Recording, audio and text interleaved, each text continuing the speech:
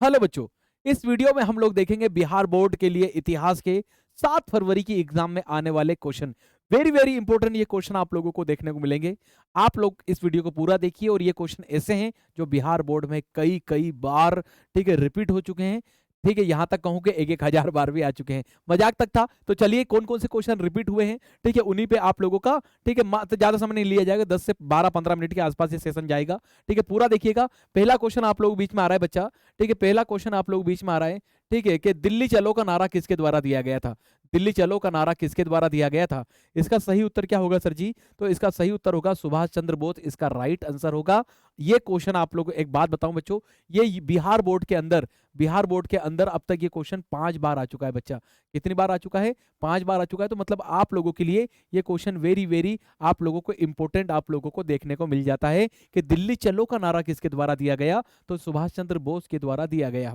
ठीक है, अगला क्वेश्चन क्या आ रहा है बच्चा? अगला क्वेश्चन आ रहा है आप लोगों के लिए, हड़प्पा सभ्यता किस युग की सभ्यता मानी जाती है? हड़प्पा सभ्यता किस युग की सभ्यता आप लोगों को देखने को मिलती है? क्या लोह युग, कांस्य युग, या ये दोनों, या इनमें से कोई नहीं? तो हड़प्पा सभ्यता बच्चों एक कांस्य युग आप लोगों को देखने को मिलता है। कांसे की सभ्यता आप लोगों को देखने को मिलती है, क्योंकि कांसा एक मिश्र धातु है। ठीक है, कांसा क्या है सर जी? एक मिश्र धातु हम लोगों को देखने को मिलती है। और आप लोग देखोगे कि हड़प्पा वासियों ने बच्चों ठीक है रसायन विज्ञान के क्षेत्र में प्रयोग करके पहली बार तांबे तांबे और टीन को मिक्स करके क्या बनाया था बेटा? कांसा। और यहाँ की अधिकांश वस्तुएं जो हम लोगों को अब तक मिली हैं वो हम लोगों को बड़ी तादाद में किसकी देखने को मिली है बेटा? तो कांसे की देखने को मिली है। इसीलिए हड़प्पा सभ्यता को कांसे के युग की बताई जाती है। अगला क्वेश्चन क्या आ रहा है बच्चों? अकबर ने दीन इलाही पर ठीक है दीन इलाही की शुरुआत की थी। ठीक है, दीन इलाही की शुरुआत कब से की थी? ये आप लोगों का क्वेश्चन है सर जी। तो चलिए कब से की थी? क्या 1562 में, 1564 में, 1579 में, 1582 में? तो अकबर ने दीन इलाही की शुरुआत, आप लोग इसका उत्तर कमेंट बॉक्स में भी दे सकते हैं। ठीक है, चलिए तो इसका सही जवाब क्या होगा? तो 1582 इसका राइट आंसर होगा। अकबर ने एक नया धर्म चलाया था। ऐसा कहा जाता है कि अकबर ने अपने समय के जितने भी अलग अलग धर्म के लोग थे उनको एक ठीक है एक समन्वय स्थापित करने के लिए एक एक सिंगल धर्म कर दिया था पूरे राज्य का। तो चलिए ये आप लोगों को 1582 इसका राइट आंसर देखने को मिलेगा। चलिए अगला क्वेश्चन, पाकिस्तान शब्द किसके द्वारा गढ़ा गया था? क्या जिन्ना, लियाकत अली, चौधरी रहमत अली, या किसान के द्वारा? तो चलिए बताइए इसका सही उत्तर क्या होगा सर जी? तो बच्चा इसका सही उत्तर आप लोगों को देखने को मिलेगा चौधरी रहमत Ali is the right answer. और ये सारे के जो क्वेश्चन बतकर आ रहा हूं बच्चा, ये आप लोगों के लिए मस्ट मस्ट मस्ट आप लोगों को देखने को मिलते हैं। चलिए अगला क्वेश्चन क्या क्या, पुर्तगालियों ने गोवा पर कब्जा किया था? बच्चों इसका सही जवाब आप लोगों को खुद को कमेंट बॉक्स में देना है। ठीक है, मैं दे सकता हूं आप लोगों को यहां पर, लेकिन मैं चाहता हूं कि मेरा प्यारा बच्चा कमेंट बॉक्स के अंदर इसका सही जवाब दे। तो चलिए इसका जवाब आप लोगों को देना है कमेंट बॉक्स में। अगला क्वेश्चन, फोर्ट विलियम किस शहर में स्थित है? क्या बंबई में, मद्रास में, दिल्ली में, या कलकत्ता में? ठीक है, तो आप लोगों को सन 1700 के आसपास कलकत्ता के अंदर ठीक है फोर्ट विलियम की स्थापना अंग्रेज करते हुए दिखाई दे जाते हैं। चलिए अगला क्वेश्चन लेते हैं। ठीक है, अल बरूनी ठीक है भारत किसके साथ आया था? ठीक है, अल बरूनी ठीक है किसके साथ? अल बरूनी किसके साथ आप लोगों को भारत आता हुआ दिखाई देता है? ठीक है, किसके साथ ये भारत आया था ये आप लोगों को बताना है। क्या महमूद गजनवी, मोहम्मद गोरी, डोमे, या मोहम्मद बिन कासिम? तो बच्चों इसका सही उत्तर क्या होगा? तो इसका राइट आंसर हम लोगों को तो महमूद गजनवी देखने को मिलता है। ठीक है, ये क्वेश्चन भी आप लोग देखोगे बिहार बोर्ड में लगभग 4 से 5 बार आ चुका है। और ये सब अति महत्वपूर्ण ठीक है वेरी वेरी वेरी आईएमपी आप लोगों को क्वेश्चन देखने को मिल जाते हैं। अगला क्वेश्चन, इंडिका के लेखक कौन है? ये बिहार बोर्ड में अब तक 1000 बार आ चुका मेरे बच्चा। तो कौन है? कौटिल्य है, मेगस्थनीज है, अल बरूनी है, या इनमें से कोई नहीं? तो इसका सही जवाब क्या होगा बच्चा? तो इसका सही जवाब हम लोगों को मेगस्थनीज देखने को मिलता है। ठीक है, इस प्रश्न का सवाल मेगस्थनीज हम लोगों को देखने को मिल जाता है। अगले सवाल पे आते हैं कि गोपुरम का संबंध किससे है? ठीक है, गोपुरम का संबंध किससे है? क्या व्यापार से, गाय से, मंदिर से, या नगर से? ठीक है बच्चों, ऐसे बता दूं आप लोगों को जो गोपुरम है ठीक है गोपुरम जो है बच्चा ठीक है गोपुरम क्या है? तो एक मंदिर निर्माण की एक शैली आप लोगों को देखने को मिलती है, खास तौर पे द्रविड़ शैली, मंदिर निर्माण की जो द्रविड़ शैली है। अभी आप लोगों ने देखा हाल ही में राम मंदिर बना, राम मंदिर नागर शैली में बनाया गया है। ठीक है, इसके अतिरिक्त आप लोग दक्षिण भारत के जितने भी मंदिर देखते हो वो सारे के सारे आप लोगों को द्रविड़ शैली में देखने को मिलते हैं। और द्रविड़ शैली में ही ठीक है गोपुरम का ठीक है गोपुरम का यूज किया किया जाता है। तो गोपुरम क्या होते हैं बेटा, तो जो मेन गेट होता है ना, प्रवेश द्वार, उसको कहा जाता है गोपुरम। ठीक है, तो ये कहां बनता है, तो दक्षिण भारत में और द्रविड़ शैली के अंदर आप लोगों को देखने को मिलता है। तो गोपुरम का संबंध किससे बेटा, तो मंदिर से आप लोगों को देखने को मिल रहा है। ठीक है, किससे देखने को मिल रहा है, मंदिर से आप लोगों को देखने को मिल रहा है। 7 द्वीपों का नगर किसे कहा जाता है, 7 द्वीपों का नगर किसे कहा जाता है, तो चलिए बताइए फटाफट से इसका सही उत्तर क्या होगा। ठीक है, इसका सही उत्तर क्या होगा, 7 द्वीपों पे। और ये क्वेश्चन भी आप लोग देखोगे, ठीक है, बिहार बोर्ड में कई बार आ चुका है। इसका सही उत्तर क्या होगा सर जी, तो Mumbai is a right answer. ठीक है, 7 द्वीपों पे बसा माना जाता है किसको, तो मुंबई को मेरे प्यारे बच्चा। चलिए आगे बढ़ते हैं, अगला क्वेश्चन, दांडी किस राज्य में स्थित है। ठीक है, दांडी किस राज्य में स्थित है, क्या बिहार में, बंगाल में, महाराष्ट्र में या गुजरात में।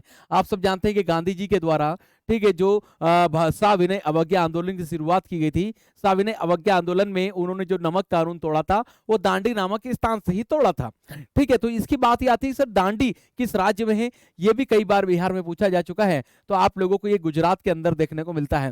ठीक है, गुजरात के अंदर आप लोगों को दांडी नामक जगह देखने को मिल जाती है। अगला क्वेश्चन, बंगाल विभाजन की घोषणा किस वर्ष की गई थी, 1904, 1911, 1906 या 1905। बात ही आती सर इसका सही जवाब क्या होगा। ठीक है, बात ही आती सर जी इसका सही जवाब क्या होगा कि बंगाल के विभाजन की घोषणा किस वर्ष की गई थी, तो 1904, 1911, 1906 या 1905। तो 1905 इसका बिल्कुल सही उत्तर होगा। ठीक है, बंगाल विभाजन की घोषणा कब की गई थी, तो 1905 में मेरे बच्चा की गई थी। ठीक है, अगला क्वेश्चन आ रहा है, चंपारण मित्र का संबंध किस राज्य से है। ठीक है, चंपारण, ठीक है, चंपारण का संबंध किस राज्य से है। ठीक है, मतलब सीधा सा बताना है कि जो चंपारण था जहां गांधी जी ने अपना पहली बार सत्याग्रह का प्रयोग किया, चंपारण ही गांधी जी का पहला आंदोलन भी माना जाता है। तो चंपारण किस राज्य में है, यह आपको बताना, क्या महाराष्ट्र, गुजरात, पंजाब या बिहार। तो चंपारण कहां है सर जी, तो आप लोगों को देखने को मिलेगा बिहार के अंदर आप लोगों को यह देखने को मिल जाता है। ठीक है, अगला क्वेश्चन लेते हैं, पुराणों की संख्या कितनी है। ठीक है, पुराणों की संख्या कितनी है, ठीक है, क्या 16 है, 18, 19 है या 20 है। ठीक है, तो चलिए पुराणों के बारे में थोड़ा सा बता दूं, पुराणों की रचना किसके द्वारा की गई सर जी, तो पुराणों की संख्या में रचना की बात करूं तो लोमहर्ष के द्वारा की गई है। ठीक है, आप लोगों से यह भी क्वेश्चन पूछा जा सकता है कि पुराणों की रचना किसने की है, तो लोमहर्ष ने की है। और कितने पुराण है बेटा, तो 18 आप लोगों को देखने को मिलते हैं। कितने देखने को मिलते हैं, 18 आप लोगों को देखने को मिलते हैं। अगला क्वेश्चन क्या आ रहा है बच्चा, गुप्त काल में कौन सा चीनी यात्री भारत आया था।